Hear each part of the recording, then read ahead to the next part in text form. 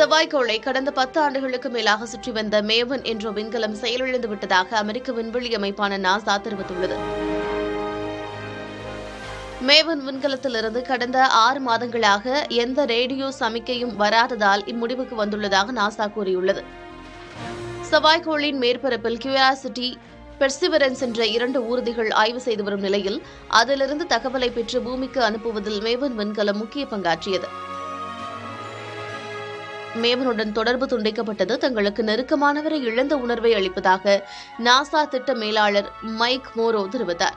எனினும் வேறு 2 விண்கலங்கள் பணியில் இருப்பதால் செவ்வாய்க்கோள் ஆய்வுப் பணிகளில் தொய்வு இருக்காது என்று விஞ்ஞானிகள் தெரிவித்தனர்.